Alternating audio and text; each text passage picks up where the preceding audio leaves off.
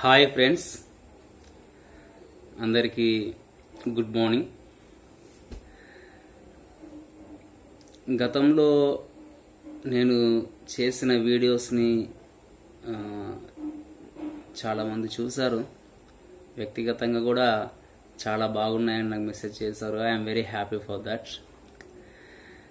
ఈరోజు నేను గత వీడియోలో డూ మరియు డస్ అనే ఫామ్ వాటి గురించి మనం చర్చించుకోవడం జరిగింది. అయితే ఆ వీడియో చివరిలో మీకు ఏమని చెప్పానంటే, నేను చేయబోయే తర్వాత వీడియోలో టెన్సెస్కి సంబంధించినటువంటి విషయాలు తెలియజేస్తానని చెప్పాను.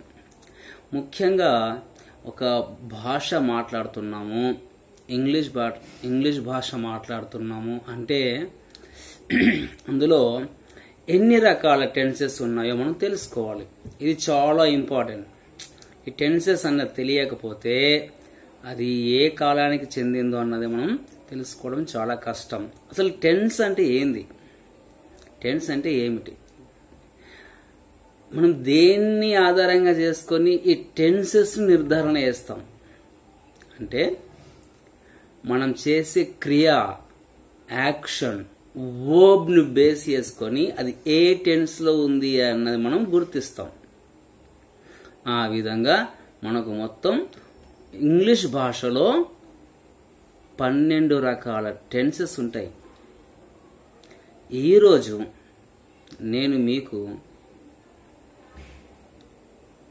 వర్తమాన కాలానికి సంబంధించి అంటే ప్రజెంట్ టెన్స్కి సంబంధించినటువంటి విషయాల్ని మీకు కూలంకుషంగా మంచిగా అర్థమయ్యే విధంగా చెప్పే ప్రయత్నం చేస్తాను. మీరందరూ ఈ వీడియోని విని చూసి మీకు ఇది ఉపయుక్తంగా ఉంటుందని భావిస్తారని చెప్పి అనుకుంటున్నాను. దీనికంటే ముందు మనకు ఒక అనుమానం ఉన్నది. ఎప్పుడు హ్యావ్ ఉపయోగించాలి, ఎప్పుడు హ్యాజ్ ఉపయోగించాలి అని. నేను మీకు ముందే చెప్పాను, first person singular number, first person plural number, second person singular number, second person plural number, third person singular number, third person plural number అని చెప్పుకున్నాం. నాకు దాదాపు అవి ఏంటి మీకు గుర్తుండే ఉంటాయి. I, we, you, he, she, it, they. మనము ఇక్కడ హ్యావ్ అన్న పదాన్ని, హ్యావ్ అనేది కూడా మనకు అది ఒక ఆక్సిలరీ వర్బ్, అది ఒక సహాయక క్రియ. సో ఈ హ్యావ్ అనే పదాన్ని ఐ, వి, యు, దే అనే ఈ రకమైన పదాలకు ఉపయోగిస్తాం. హ్యాస్ అన్న పదాన్ని థర్డ్ పర్సన్ సింగులర్ నంబర్స్ అయినటువంటి హీ, షీ, ఇట్, అతడు, ఆమె, అది, ఇది అనే పదాల తరువాత హ్యాజ్ని ఉపయోగిస్తాం. సో ఇది దృష్టిలో ఉంచుకోండి. ఈరోజు నేను మీకు చెప్పబోయేది ప్రజెంట్ టెన్స్ గురించి, వర్తమాన కాలం గురించి మీకు తెలియజేస్తాను. అయితే మనము ఏ భాష అయినా మాట్లాడేటప్పుడు దానికి ఒక క్రమం ఉన్నది ఖచ్చితంగా important.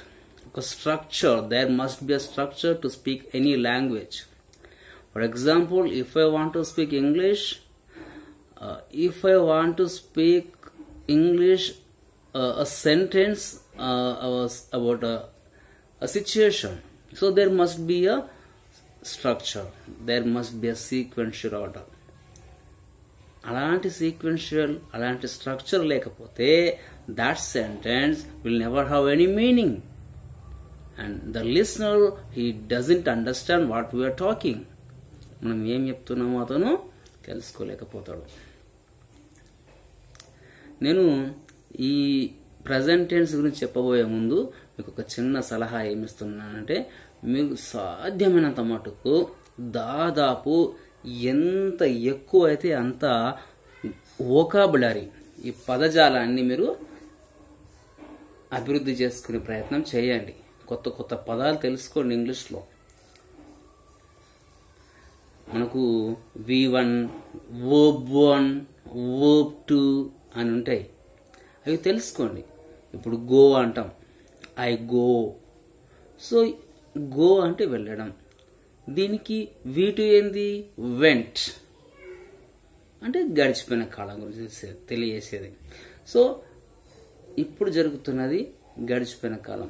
Go, vent, eat, eight ఇలాంటి పదాలు మనకు ఉంటాయి. సో వీటిని మనం తెలుసుకుందాం. ఫస్ట్ మీరు వీటిపైన బాగా ధ్యాస ఉంచాలి. మీకు ముఖ్యంగా ఒక విషయం చెప్పదలుచుకున్నా. ఒక ఎగ్జాంపుల్తో చెప్తున్నాను. గో అన్నది అది వర్బ్, ప్రెజెంట్ టెన్స్ సంబంధించి. వెంట్ అన్నది అది పాస్ట్ టెన్స్కి సంబంధించి. గాన్ అంటాం కదా, గాన్ V1 గో అయితే V2 వెంట్ అవుతుంది. గాన్ అనేది ఏమవుతుంది? Past participle. దీన్ని V3 అంటాం. అదేవిధంగా V4, మరి V4ని ఏమంటాం? చాలా మందికి ఒక డౌట్, అసలు V4ని ఏమంటాం? ఇంగ్ ఫామ్లో ఉన్న వర్డ్ని ఏమంటాం? Present participle. మనకు verb 1, verb 2, verb 3, verb 4. ఎగ్జాంపుల్గా తీసుకుంటే గో, వెంట్, గాన్, గోయింగ్. ఈ విధంగా మనం V3ని పాస్ట్ పార్టిసిపుల్ అంటున్నాం. ఇంగ్ ఫామ్ కలిగిన verb V1 plus ing form ని ప్రెజెంట్ పార్టిసిపుల్ అంటున్నాం. సో ఈరోజు ఇప్పుడు మనం టాపిక్లోకి వద్దాం. ప్రెజెంట్ టెన్స్ ని ఏ విధంగా మనం ఉపయోగించుకోవాలి. ఇందులో ప్రతి టెన్స్, మీరు ఏ టెన్స్ తీసుకున్నా, ప్రెజెంట్ టెన్స్ తీసుకున్నా, పాస్ట్ టెన్స్ తీసుకున్నా, ఫ్యూచర్ టెన్స్ తీసుకున్నా, ప్రతి టెన్స్లో 4 రకాల భాగాలు ఉంటాయి. ఈరోజు మీకు నేను ప్రెజెంట్ టెన్స్కు సంబంధించినటువంటి ఆ 4 భాగాలు ఏంటియో చెప్పాలని అనుకుంటున్నాను. కొద్దిగా వినండి. దీన్ని మంచిగా చూడండి. మనకు ఫస్ట్ సింపుల్ ప్రెజెంట్, అదేవిధంగా present continuous, present perfect, present perfect continuous. అదేవిధంగా పాస్ట్ టెన్స్లో కూడా ఇవే ఉంటాయి.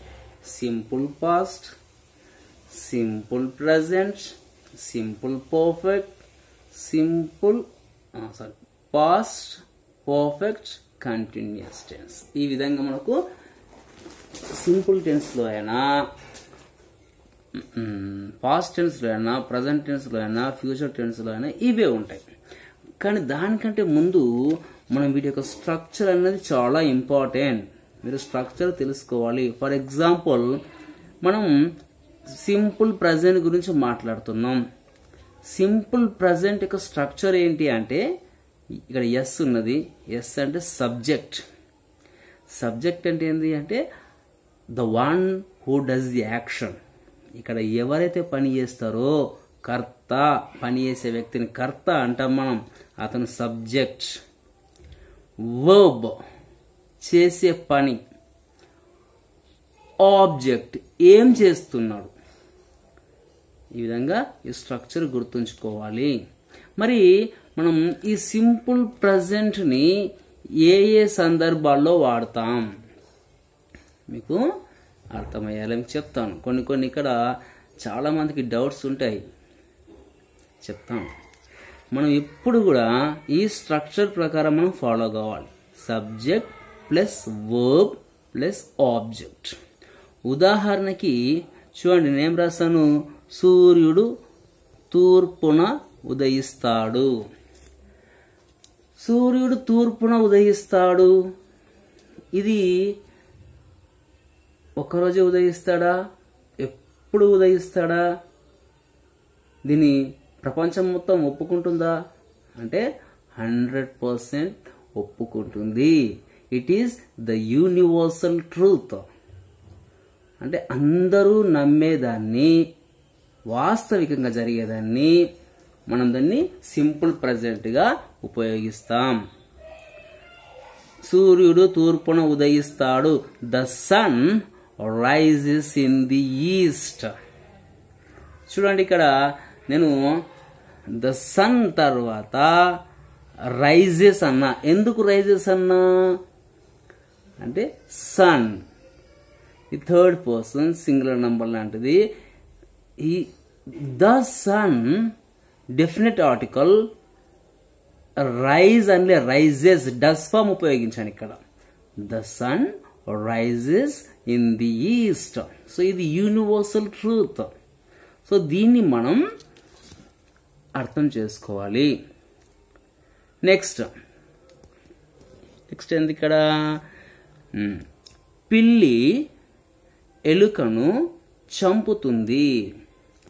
పిల్లి ఎలుకను చంపుతుంది.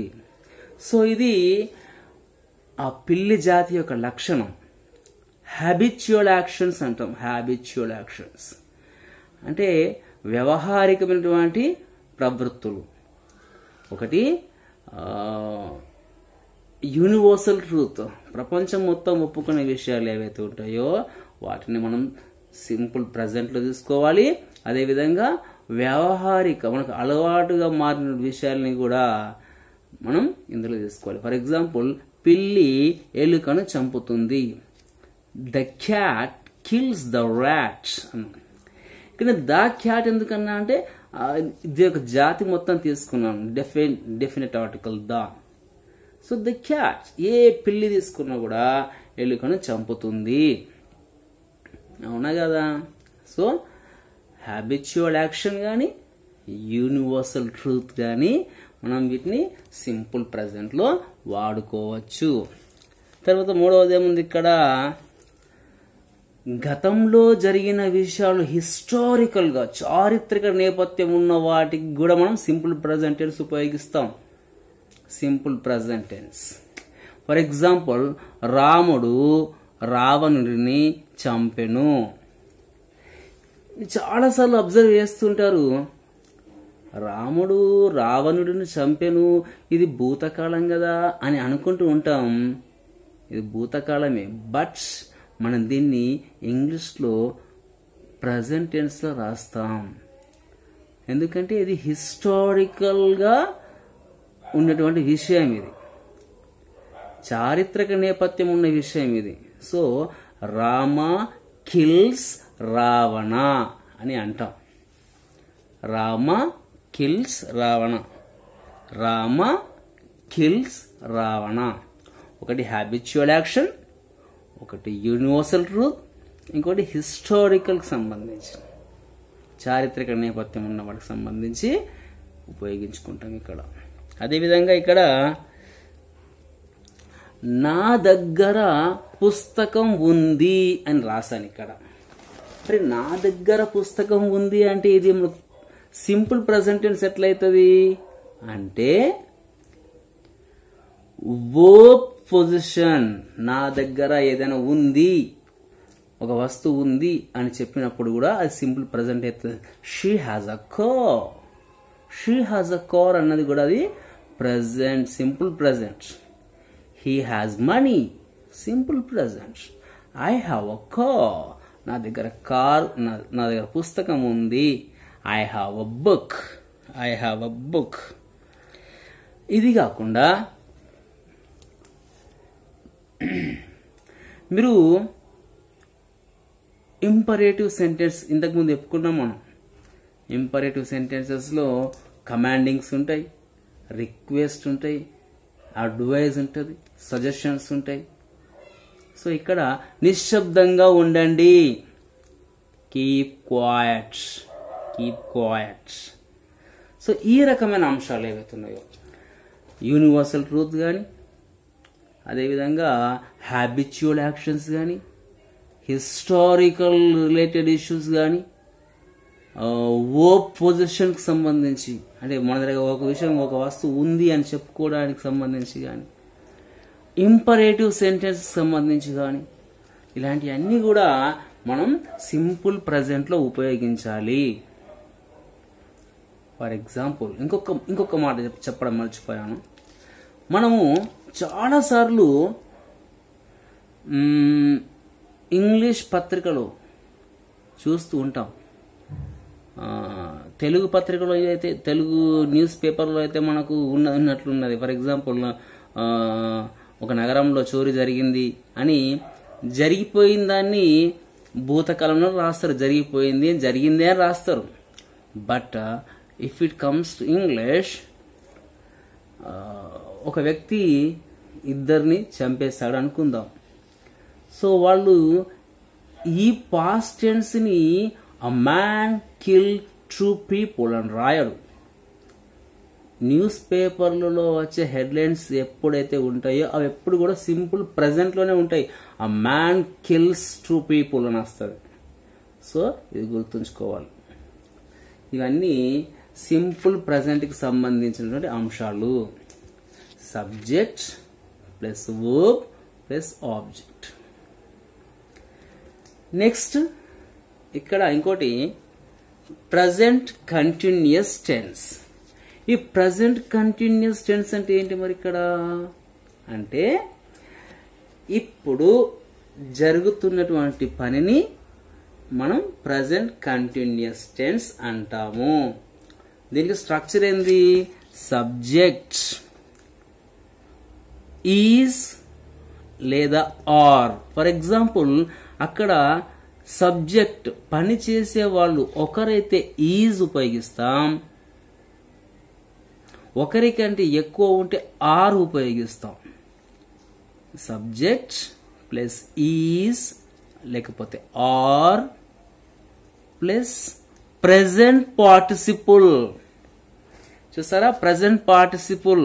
నేను ఇక్కడ ఏమంటున్నా, present participle is nothing but V4, V1 plus ing form, breaking, eating, dancing. So ఇవి మనకు ఇలాంటి పదాలని ప్రజెంట్ పార్టిసిపుల్ అంటున్నాం. Plus object. స్ట్రక్చర్ ఇంకోసారి తీసుకుందాం.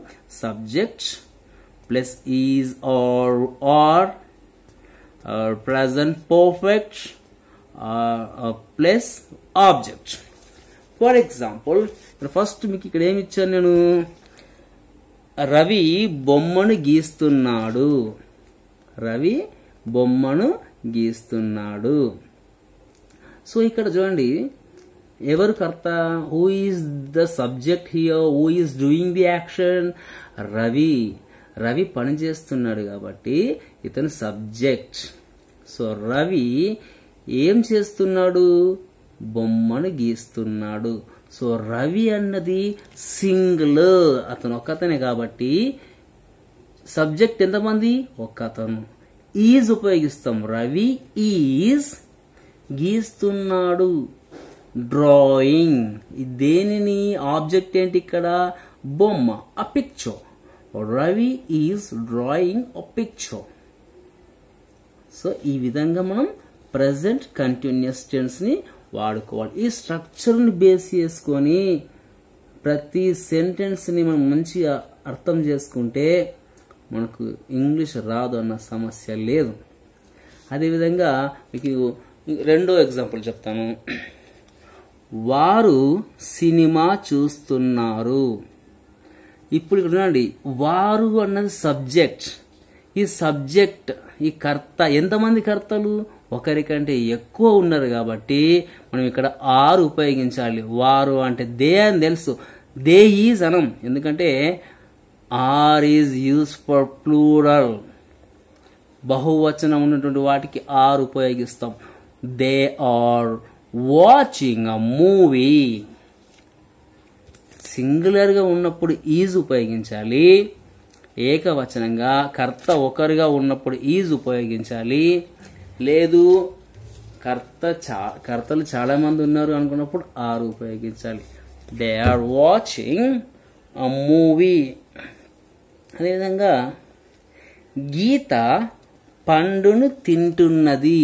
సో ఇక్కడ ఈ పని జరుగుతుంది. ఇక్కడ గీత పండును తింటున్నది. సో ఇక్కడ ఏమంటున్నాం, ఎవరి కర్త? Geeta. Geeta is eating a fruit. Geeta is eating a fruit. So it is present continuous tense. మేము చదువుతున్నాము.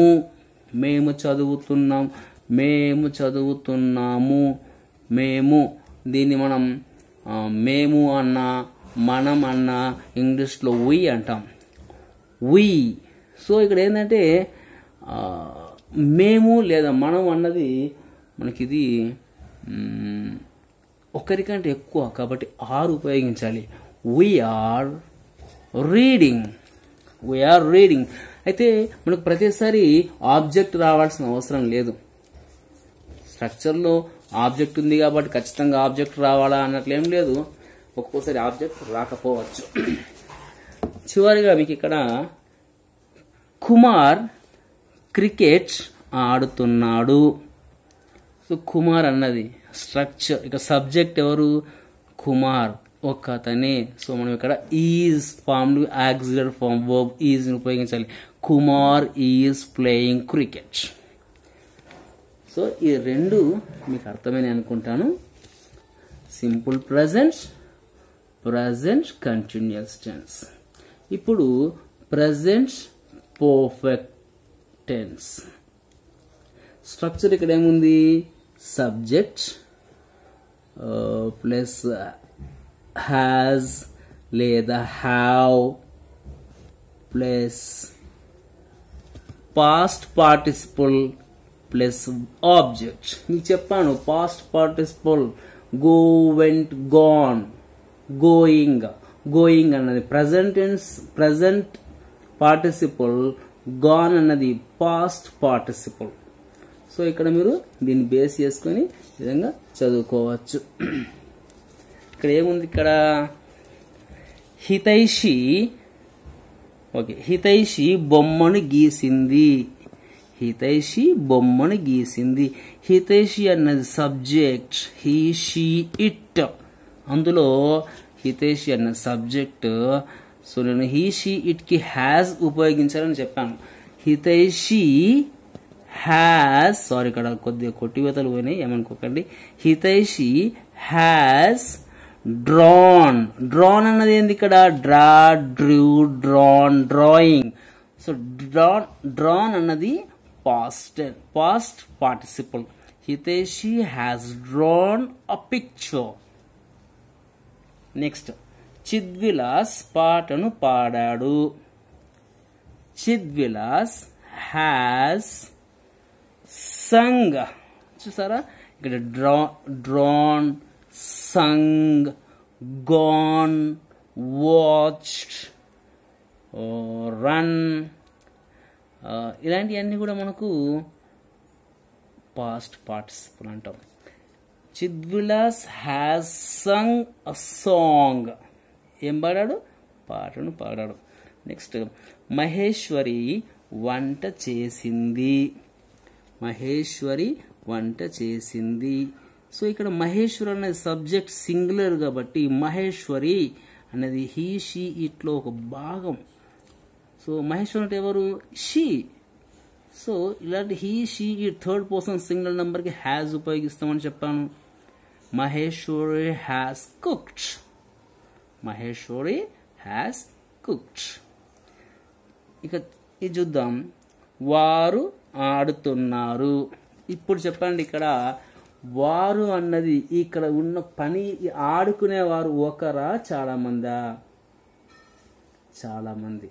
కర్తలు చాలా మంది ఉన్నప్పుడు ఆర్ ఉపయోగిస్తాం. So they are playing. So ఇక్కడ కొన్నిసార్లు ఇక్కడ ఆబ్జెక్ట్ ఉండొచ్చు, ఉండకపోవచ్చు. They are playing, of course they are playing.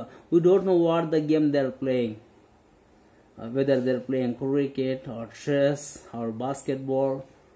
Like ప్రతిసారి మనకు ఇక్కడ ఆబ్జెక్ట్ ఉండాలి అనే రూల్ ఏం లేదు, కొన్నిసార్లు ఉండకపోవచ్చు. నెక్స్ట్, రాము పువ్వుని తెంపాడు.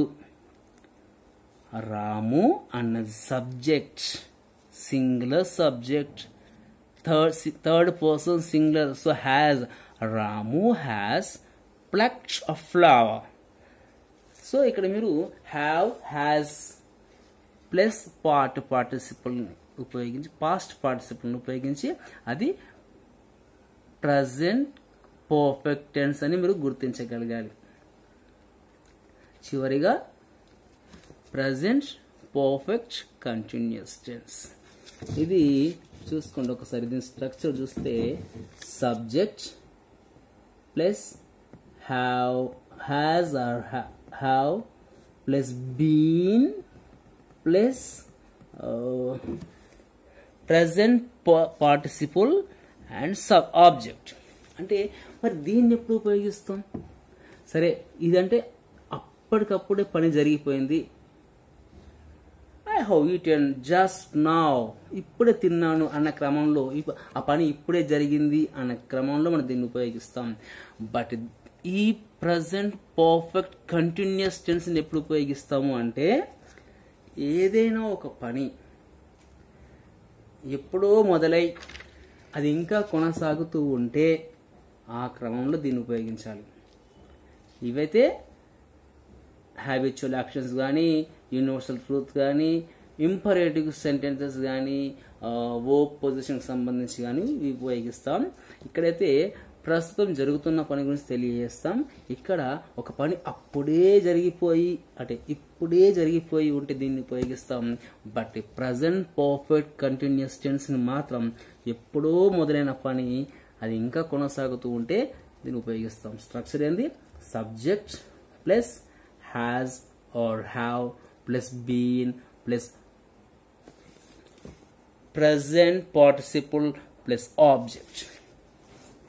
ఇప్పుడు చూసుకుందాం ఒకటి. ఫస్ట్ ఎగ్జాంపుల్, విద్యార్థులు ఉదయం నుండి ఆడుకుంటున్నారు. విద్యార్థులు ఉదయం నుండి ఆడుకుంటున్నారు. సో ఇక్కడ వాళ్ళు ఎప్పటి నుండి ఆడుకుంటున్నారు? వాళ్ళు ఉదయం నుండి ఆడుకుంటున్నారు. బహుశా ఇది మధ్యాహ్నం కావచ్చు, సాయంత్రం కావచ్చు. సో ఈ పని ఎప్పుడో మొదలైంది, అది ఇంకా కొనసాగుతూ ఉంది. సో దీని ఏమంటున్నాం ఇక్కడ? విద్యార్థులు అన్నది ప్లూరల్ కాబట్టి the children have been, plural కాబట్టి హ్యావ్ ఉపయోగించాలి, సింగులర్ అయితే హ్యాజ్ ఉపయోగించాలి. The children have been playing since this morning.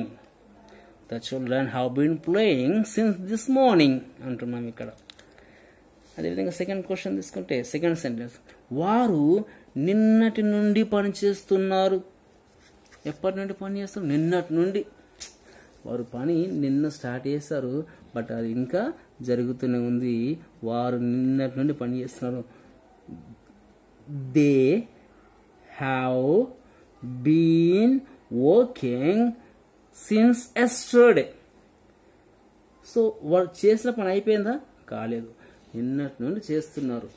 So ఎప్పుడూ మొదలైన పని, గతంలో మొదలైన పని ఇంకా కొనసాగుతూ ఉంటే అటువంటి సందర్భంలో మనం ప్రజెంట్ పర్ఫెక్ట్ కంటిన్యూస్ టెన్స్ని వాడతాం.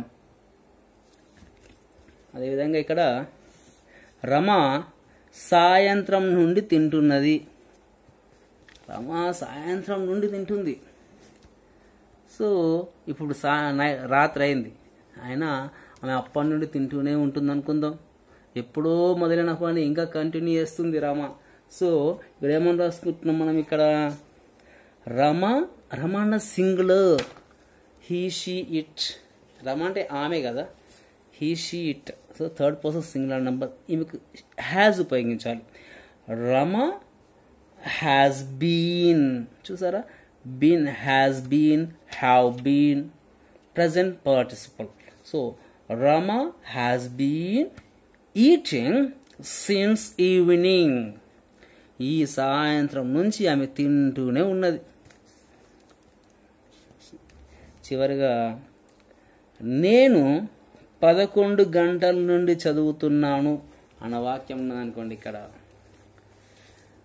నేను 11 గంటలకు పని చదవడం స్టార్ట్ చేశాను. ఇప్పుడు సమయం 3 అవుతుందో 4 అవుతుందో తెలియదు. సో ఈ పని గతంలో ఎప్పుడో జరిగిపోయింది, బట్ అది ఇంకా కొనసాగుతుంది. సో ఏమంటున్నాను ఇక్కడ, I have been reading from 11 o'clock. ఇక్కడ మీకు సిన్స్, ఫ్రమ్, నేను కొన్నిసార్లు సిన్స్ ఉపయోగించాను, కొన్నిసార్లు ఫ్రమ్ ఉపయోగించాను. ఎందుకంటే ఇక్కడ ఫ్రమ్ అన్నది సర్టన్ టైం తెలియజేస్తుంది, ఒక ఖచ్చితమైన సమయాన్ని తెలియజేస్తుంది కాబట్టి కూడా ఫ్రమ్ ఉపయోగిస్తాం. So I have been reading from 11 o'clock. చివరిగా మీరు మధ్యాహ్నం నుండి ప్రయాణిస్తున్నారు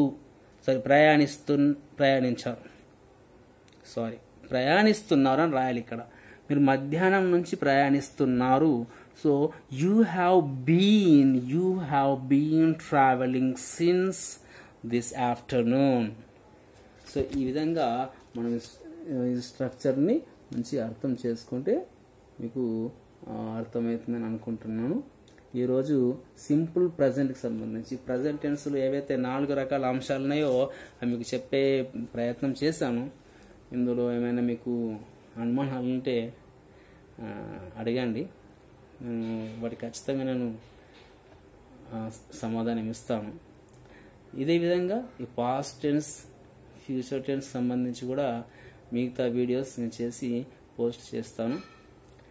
ఈ సమ్మర్ హాలిడేస్ ఎలాగ ఉన్నాయి కాబట్టి దయచేసి మీరు కూడా నా వీడియోస్ చూస్తే మీకు ఇంగ్లీష్ వచ్చినట్టు ఉంటుంది, నాకు వ్యూస్ కూడా పెరిగినట్లుంటుంది. కాబట్టి ఒకవేళ మీకు కనుక నా వీడియో నచ్చితే దీన్ని లైక్ చేసి షేర్ చేసి సబ్స్క్రైబ్ చేసుకోగలరు. Thank you friends, bye.